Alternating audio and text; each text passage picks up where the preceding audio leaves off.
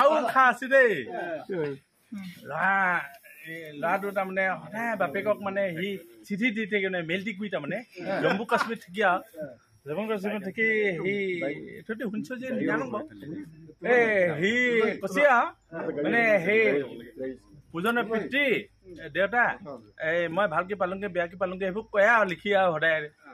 প্ৰথম বিয়া পাতি থৈ গ'ল তাৰমানে সি বিয়া পাতলো তাৰমানে বিয়া পাতি সেই এমাহ ছুটি দি আহি কেনে বিয়া পাতি থৈ গ'ল আৰু থৈ কেনে সি মেল দি আৰু জম্মু কাশ্মীৰত থাকি সি গ'লগে এই চিঠি দিয়া দিনত তাৰমানে মোবাইল চোবাইল তাৰপিছত সি গ'ল কত গৈ কেনে লিখিছে প্ৰথমতে মানুহজনীক চিঠি দিব লাজ কৰিছে সি বাপেকক সদায় বাপেকক মাকক দি থাকি পূজনীয় পিতৃ এনে দেউতা এনেকে লিখি কেনে থলোৱা লাষ্টত লিখিছে মোৰ ৱাইফখনৰ কথা কি জনাবচোন তাৰপিছত বাপেকে চিঠিখন পঢ়লো ৱাইফ শব্দটো বুজি নাপায় আগৰ নপঢ়া তাই বাউণ্ডাতে বহি কেনে চিঠি আছে বহি আছে ৱাইফ সেইবোলে গাঁৱৰ সেইটো মণ্ডলৰ পুতেকটা গৈছে নে কি এইখন পচোন আমাৰ আমুকাই দিছিল ৰবিনে চব